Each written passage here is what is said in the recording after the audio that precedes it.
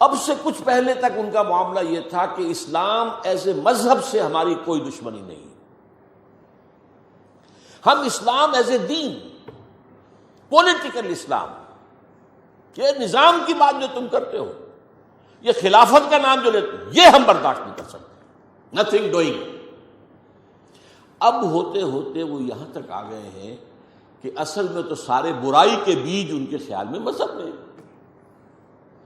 اب ان کے جو رائٹرز ہیں اور ان کے بڑے بڑے جو لوگ مفکرین ہیں وہ کہہ رہے ہیں Islam in itself, Quran in itself, Muhammad himself is evil, نعوذ باللہ من ذلک۔ قرآن ایول ہے، اسلام ایول ہے اور محمد ایول ہے۔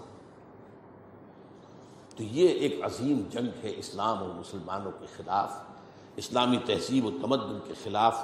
وہ اس میں چاہتے ہیں کہ اسلام کی بہتری کر دی جائے۔ نمبر 4 یہ اسلام کے احیاء کے عمل کو ہر قیمت پر روکنا ہے، at any cost, come what میں،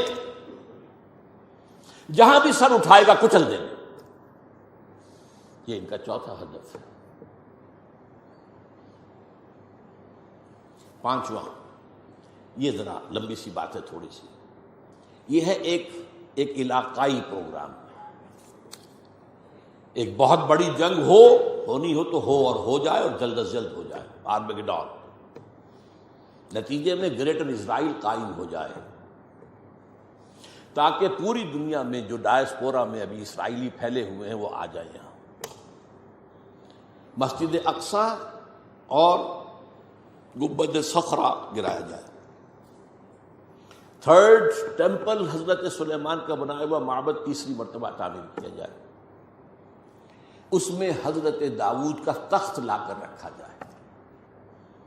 وہ تخت آج بھی موجود ہے، ویسٹ منسٹر ایبے، برطانیہ کی پارلیمنٹ کے ساتھ جو چرچ ہے اس میں وہ رکھا ہوا ہے۔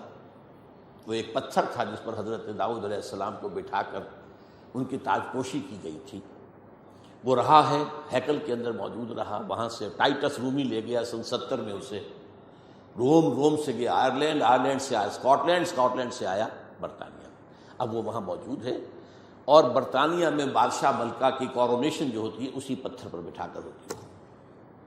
جب وہ آ جائے گا تو یہ چیزیں تو مشترک ہیں ان کے درمیان، آرمیگیڈون، گریٹر اسرائیل، تمام دنیا سے اسرائیلیوں کو لا کے آباد کر دینا،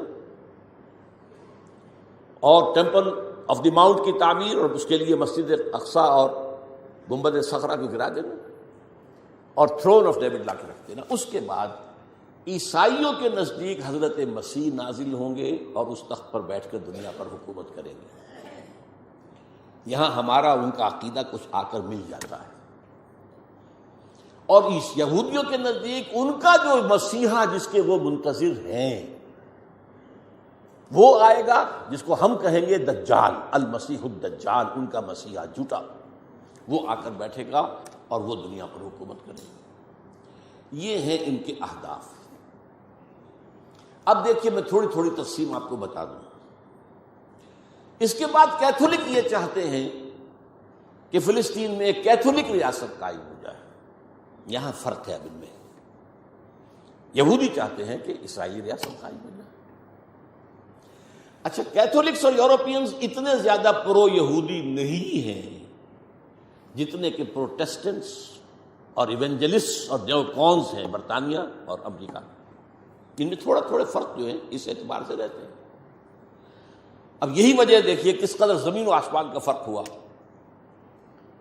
عراق کی جنگ کے لیے کوئی بڑا کولیشن نہیں بن سکا، امریکہ ہیڈ ٹو گو الون، زیادہ برطانیہ نے کچھ تھوڑا سا جو ہے وہ آسٹریلیا وغیرہ نے ساتھ دے دیا، باقی یہ جرمنی، فرانس، اسپین، کسی نے ساتھ نہیں دیا، اس لیے کہ وہاں کا معاملہ کیا تھا۔ عراق میں اصل میں 2 چیزیں تھیں، تیل، اس کا سارا تعلق امریکہ سے تھا، اور نمبر 2 اسرائیل کی پروٹیکشن، جس سے یورپ کے جو عیسائی ہیں انہیں بہت زیادہ دلچسپی نہیں ہے، وہ اس طریقے سے ان کے غلام نہیں ہے بے دام جیسے کہ پروٹیسٹنٹس ہیں، وہ شامل نہیں ہوتے۔ یعنی کیوں؟ سمجھنے کی بات ہے، کیا وجہ ہے؟ یہی وجہ ہے، آپ نے دیکھا جو پہلی جنگ ہوئی تھی خلیجی، جب ختم ہوئی ہے تو جنرل شارس جو تھا، شارس کرافٹ، اس نے صاف کہہ دیا تھا we fought this war for the defence of Israel. اور اب جیسے ہی اس جنگ کے اندر جیسے ہی فال آف بغداد ہوا، شیرون نے، بدماش نے کہہ دیا تھا کہ عنقریب عراق پر ہمارا قبضہ ہوگا. اس سے اندازہ ہو جاتا ہے آپ کو کہ یہ جنگ کیا تھی. چونکہ اس جنگ کے ہدف یہ دو تھے، لہذا یورپ اس میں نہیں آیا. یہ سمجھنے کی بات ہے، کیا ہو رہا ہے، کیوں ہو رہا ہے، کس لیے ہو رہا ہے، یہ فرق کیوں. افغانستان کا معاملہ اس کے برعکس ہے. وہاں اسلام نے سر ابھارا تھا، اسے کرش کرنا یہ سب کے نزدیک متفق علیہ ہے.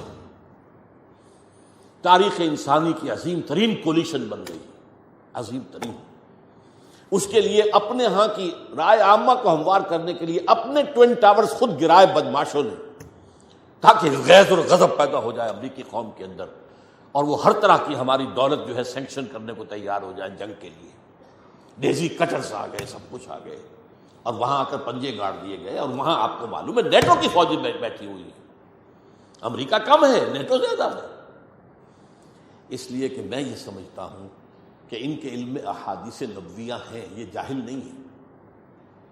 ایک حدیث یہ ہے کہ جب آخری مقابلہ ہوگا، حضرت عیسیٰ اور ان کے ساتھ اہل ایمان شامل ہوں گے اور یہودیوں کے مابین، تو کوئی درخت، کوئی پتھر یہودی کو پناہ نہیں دے گا، بلکہ کہے گا اے مسلمان، اے بھائی، یہ یہودی میرے پیچھے چھپا ہوا ہے، اس کو آ کے قتل کر دو، سوائے غرقد کے. ایک درخت ہے، وہ یہودیوں کا ہمدرد ہے. اور اب غرقد ہی سب سے بڑے پیمانے پر اسرائیل میں کاشت کیا گیا ہے. نمبر 2، یہ حدیث ہے کہ خراسان کے علاقے سے فوجیں آئیں گی جو دجال کا مقابلہ کریں گی حضرت مسیح علیہ السلام کے ساتھ ہو کر، اور وہ سیاہ جھنڈے لے کر آئیں گی اور ان کا رخ کوئی موڑ نہیں سکے گا. لہذا یہ خراسان، یہ وہ سمجھتے ہیں کہ یہیں سے سارا اندیشہ جو ہے اسلام کے احیاء کا وہ موجود ہے. اس اعتبار سے افغانستان میں ان کی جنگ کا ہدف کچھ اور ہے، عراق میں ان کی جنگ کا ہدف کچھ اور ہے. ان کے مابین اتفاق بھی ہے، اختلاف بھی ہے، تھوڑا تھوڑا درمیان کے اندر پالیسیز کا اختلاف بھی ہے، لیکن بحیثیت مجموعی جو ہے ان کے اندر اتفاق رائے موجود ہے. اور یہ ہے بٹوین دی لائنز آپ کی ایک سٹڈی. میری اس تقریر کا کیسٹ لے کر پھر سنیے گا، یہ ایک دفعہ بات سن کر سمجھ